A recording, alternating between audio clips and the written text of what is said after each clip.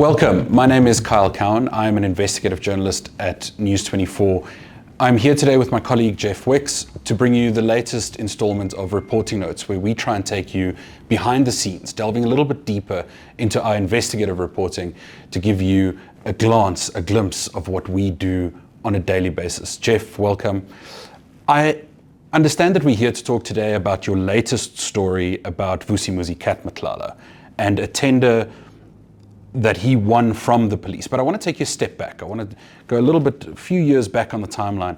Walk us through how you first came across Vusi Matlala and what was that investigation part of at the time?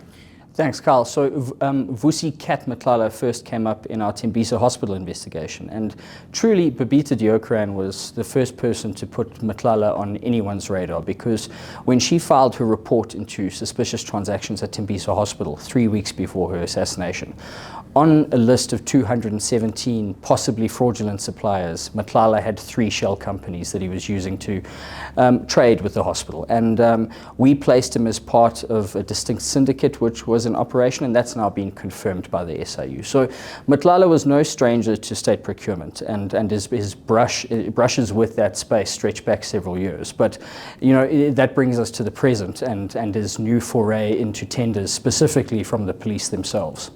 I seem to remember the sort of natural progression of the story, and as you spent many months digging into Tembisa, which we now know was basically a 2 billion rand extraction scandal just at that one hospital.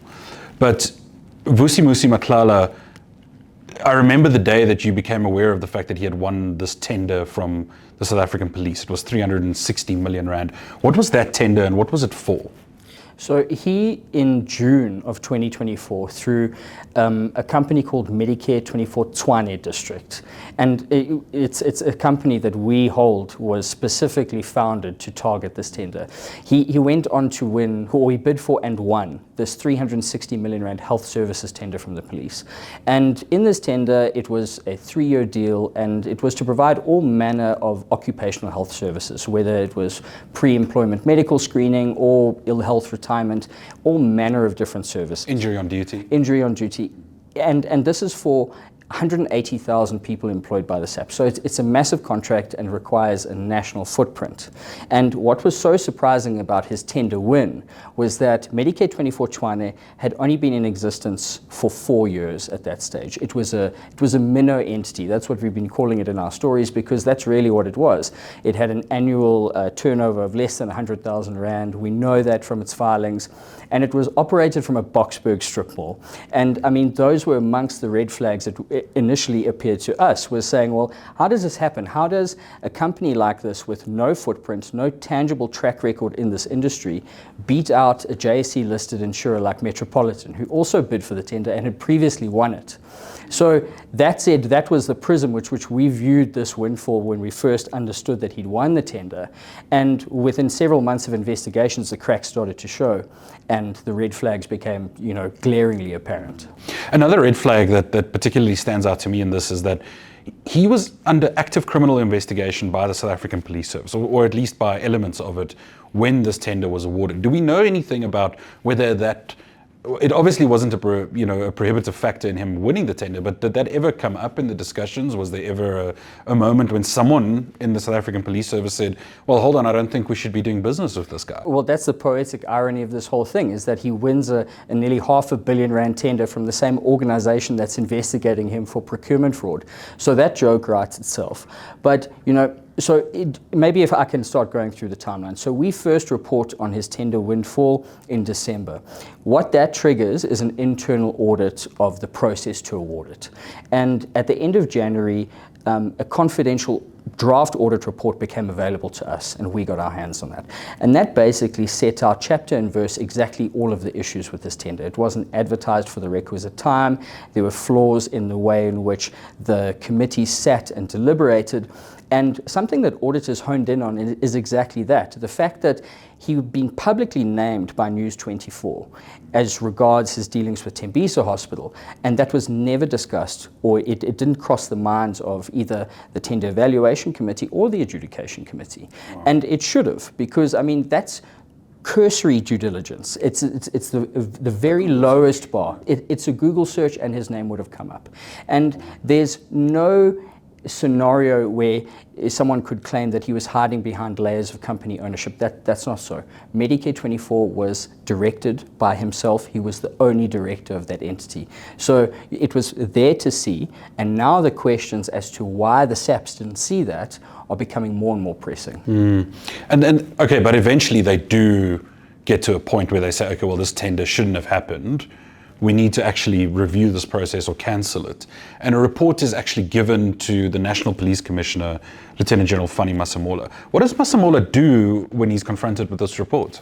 So that's critical. So end of January, the draft report lands on Masemola's desk, and the recommendations are the 18 million rand that we've paid to Mr. Matlala so far need to be declared as wasteful and irregular expenditure.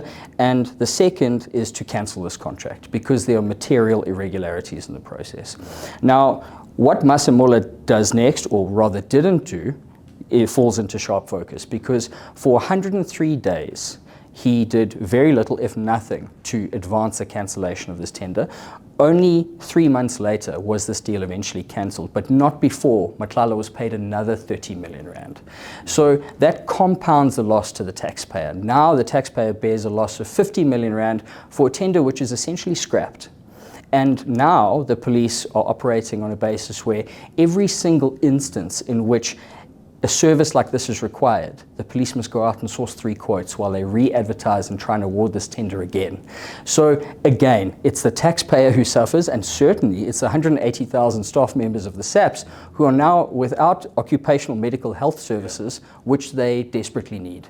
For example, if someone was awaiting retirement, they would have to undergo a medical before they could be allowed to officially exit the police. So that all of that would be delayed. And I think that this brings us very neatly to your story now, the latest installment of 9 Lives, which is the name that you've given to this, frankly, insane series of stories. It's just mind-boggling when you delve into it. And now what you've revealed is evidence of something a little bit more sinister. So walk us through the apparent knowledge that Kat Matlala had that he was actually going to win this tender. So I think the simplest way to put it is like this. Kat Matlala and his company Medicare went out and rented this clinic on police property before the tender had even been advertised. In their minds, when they signed the lease on or for this clinic, there was no tender. Now, very strangely, 6 months later, he goes on to win the exact tender that would require a clinic on SAP's property. Now, that in itself is completely circumstantial information, but it remains probative when you consider everything else our investigation has uncovered so far. So there's the first instance where Brigadier Petunia Lenono, who was a member of the bid specification committee and evaluation committee, who resigns days before the tender is awarded and then miraculously pops up working for Mr. Matlala. Now, that's a material breach of contract and would have been licensed for Masemola to cancel that tender outright and right away. Our investigation went further and we've tracked backhand and secret payments to high-ranking police officials, including the very same captain who facilitated this entire deal. So when we understand the manner in which the lease was secured, set against what we already know, it tells a story about the way Mr. Matlala does business. And then again, this is not someone who has covered himself in glory publicly because he faces other criminal charges for a raft of other attempted assassinations. So this calls into question his probity, and it really gives us a sense that perhaps this guy had a tender crystal ball. He would have had to have some sort of advanced knowledge for him to take these steps which would serve to benefit him in hindsight. Yeah, I suppose it's quite easy if you're close enough friends with people who are supposed to adjudicate these tenders that you can give them money and have conversations about what's coming in future, because to my knowledge, Kat Matlala never in the past showed any interest or had any companies that would have enabled him to provide these sort of medical services. And that I want to just touch on that very briefly because it is unfolding, before the Matlala Commission now. One of the things that you also uncovered, Jeff, is that he had blue lights in his security vehicles, and that sort of ties up with the Ekurhuleni Metro Department. Walk us through that very briefly. Sort of what did you find and what does it mean? So I think the take-home for all of this is really looking at sort of the central thrust of why the Matlala Commission exists. And that's because allegations have been made about police capture, and specifically Cat Matlala's reach of influence into the top echelons of the police force. Now, that claim is given some credence when he has advanced knowledge of a tender and secures a lease for a premises before that tender is even advertised. And we've heard testimony both in Parliament and before the Matlala Commission about his relationship with high-ranking police officers. So when you consider this, tender Ouija board that was employed when renting this clinic, it makes you understand, well, this is someone who has a raft of connections to the uppermost echelons of the SAPS, and then it makes it somewhat less surprising that he may have been forewarned that there was this lucrative deal on the horizon. Well, thank you to Jeff for joining me and giving us that insight into his investigation that has spanned many, many years. Now, these types of investigations are only possible thanks to News 24 subscribers. And as a treat this week, we are running a special site where some of this reporting, every day, one of these stories will be free to read, available to the public. So thank you for supporting News 24. Head to our website, share the stories as they become free to read, and then you can understand how Vusimuzi Cat Matlala, a tenderpreneur, has become such a crucial figure in the collapse of the South African Police Services management. Thank you.